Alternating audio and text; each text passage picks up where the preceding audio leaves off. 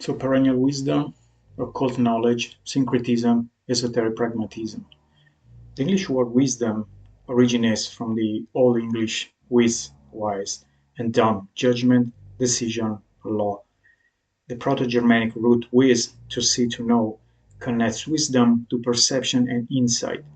Related terms appear in Old High German wīssag, prophetic, and the Old Norse vísdómr, and Gothic weisdumbs. In ancient Greece, wisdom was expressed as sophia, often referring to both practical skill and philosophical insight. The term was central to Greek philosophy, particularly in discussions on virtue. The Latin equivalent, sapientia, derives from sapere, to taste, to discern, emphasizing wisdom as discerning between right and wrong. Similar concepts exist in other languages. In Sanskrit, Jñāna and viveka refer to intellectual and higher wisdom in Hindu thought. In Chinese, Qi represents wisdom as practical intelligence, central to Confucian ethics. In Hebrew Chokmah, the Hebrew Bible is linked to divine and moral wisdom. During the Hellenistic period, Alexander the Great's campaigns brought about exchange of cultural ideas on its path throughout most of the known world of his era. The Greek Eleusinian mysteries and Dionysian mysteries mixed with the cult of Isis, Mithraism, and Hinduism, along with some Persian influences. The perennial wisdom or perennial philosophy originates from a blend of Neoplatonism and Mediterranean syncretic cultures. Neoplatonism was founded by Plotinus and influenced by Plato. We can see at the most fundamental level, Plato says abstract objects exist in a third realm distinct from both the sensible external world and the internal world consciousness. Plotinus was also influenced by the teachings of classical Greek, Persian, and Indian philosophy and Egyptian theology. His metaphysical writings later inspired numerous pagan, Jewish, Christian, Gnostic, and Islamic metaphysicians and mystics over the centuries. Plotinus taught that there is a supreme, totally transcendent one, containing no division, multiplicity, nor distinction. Likewise, it is beyond all categories of being and non-being. The one cannot be any existing thing and cannot be merely the sum of all such things, but is prior to all existing things. Perennialism has its roots in the Renaissance era interest in Neoplatonism and its idea of the one from which all existence emerges. So this is the typical idea of syncretism. It was an influential philosophy throughout the Middle Ages, and its ideas were integrated into the philosophical and theological works of many of the most important medieval thinkers. It is a philosophical and mystical perspective that suggests a core, timeless wisdom existing across various religions and cultures, revealing universal truths about the nature of reality, humanity, and consciousness. This wisdom is believed to be present in different forms and languages across different traditions. There is no universally agreed upon definition of the term perennial philosophy, and various researchers have employed the term in different ways. For a perennialist, the term denotes a common wisdom at the heart of world knowledge, but exponents across time and place have differed on whether or how it can be defined. Some perennialists also emphasize a sense of participation in ineffable truth discovered in mystical experience, though ultimately beyond the scope of complete human understanding. Others argue that occult teachings share a single metaphysical truth and origin from which all esoteric and exoteric knowledge and doctrine have developed. The demiurge or nous. According to this theory, the original being initially emanates the nous, which is a perfect image of the One and the archetype of all existing things. It is simultaneously both being and thought, idea and ideal world.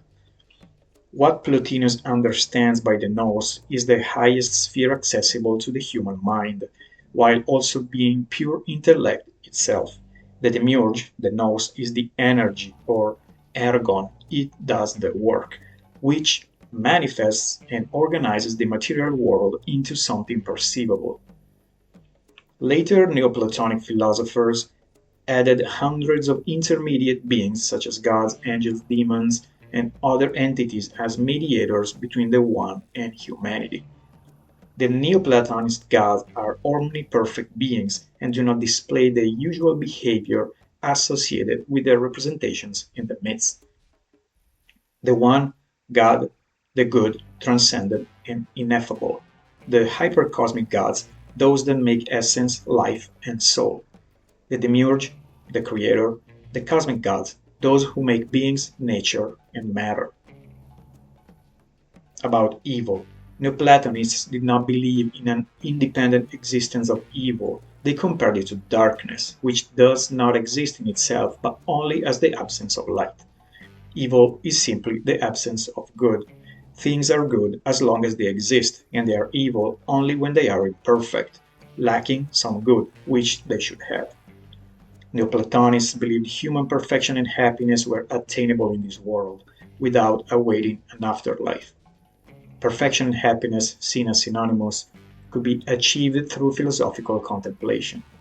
The Neoplatonists believed in the pre-existence and immortality of the soul. All people return to the one from which they emanated. A Roman world, Philo of Alexandria.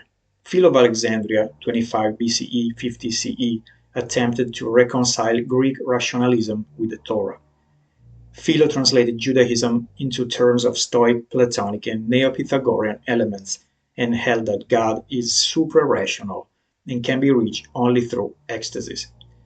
It also held that the oracles of God supply the material of moral and religious knowledge. Renaissance. Agostino Steuco, 1498-1548, was an Italian humanist, Old Testament scholar, and antiquarian. He discoursed on the subject of wisdom and perennial philosophy, and coined the term Philosophia Perennis. According to him, there is one principle of all things, of which there has always been one and the same knowledge among all peoples. This single knowledge, sapientia, is the key element in his philosophy, emphasizing continuity over progress. Steuco's idea of philosophy is not one conventionally associated with the Renaissance. Indeed, he believed that truth is lost over time and is only preserved in the Prisca Theologia. He held that philosophy works in harmony with religion and should lead to knowledge of God, and that truth flows from a single source, more ancient than the Greeks. Steuco was strongly influenced by Jan Blick's statement that knowledge of God is innate in all, and also gave great importance to Hermes Trismegistus. Marsilio Ficino, 1433-1499, believed that Hermes Trismegistus, the supposed author of the Corpus Hermeticum, was a contemporary of Moses and the teacher of Pythagoras, and the source of both Greek and Christian thought. He sought to integrate Hermeticism with Greek and Christian thought, discerning a Prisca Theologia found in all ages. The Prisca Theologia, venerable and ancient theology, which embodied the truth and could be found in all ages, was a vitally important idea for Ficino.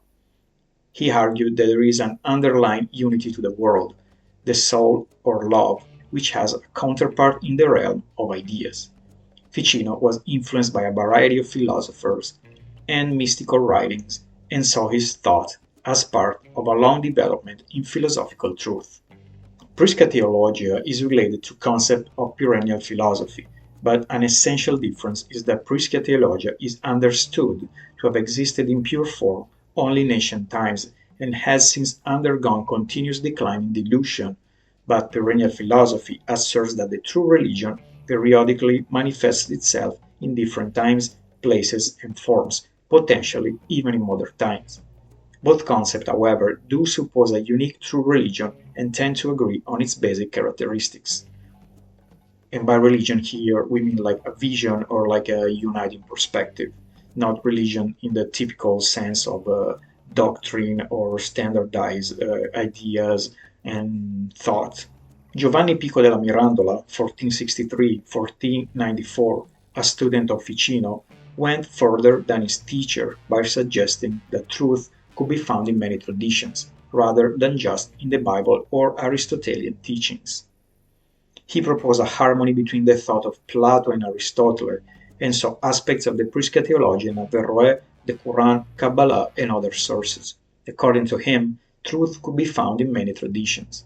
He is famed for the events of 1486, when, at the age of 23, he proposed to defend 900 theses on religion, natural philosophy, and magic against all comers, for which he wrote the Oration on the Dignity of Man, which has been called the Manifesto of the Renaissance. In the Disputationes adversus Astrologiam Divinatriciam, treatise against predictive astrology, he critiques predictive astrology. It was written in 1943, but not published until after Pico's death in 1496. The treatise argues that astrology lacks philosophical and scientific grounding and is riddled with inconsistencies. Evidence for perennial philosophy. Cognitive archaeology, such as analysis of cave paintings and prehistoric art and customs, suggests that a form of perennial philosophy or shamanic metaphysics was present in many ancient cultures around the world. Similar beliefs are still found in many present-day cultures. Perennial philosophy postulates the existence of a parallel concept world alongside the day-to-day world, and interactions are possible between these worlds during dreaming and ritual, or on special days or at special places. As we proposed in previous videos, this syncretic perspective can be linked to occult and esoteric pragmatism, which is a practical use of mystical and hidden knowledge in daily life. So what do you think of perennial wisdom and this concept? Are you a syncretist? Do you believe in the immortality of the soul? What do you think of occult and esoteric pragmatism? Let us know in the comment section, subscribe and share the video. Also check our website for consultations, tarot readings, exclusive video, courses, occult related items and more. See you on the next one.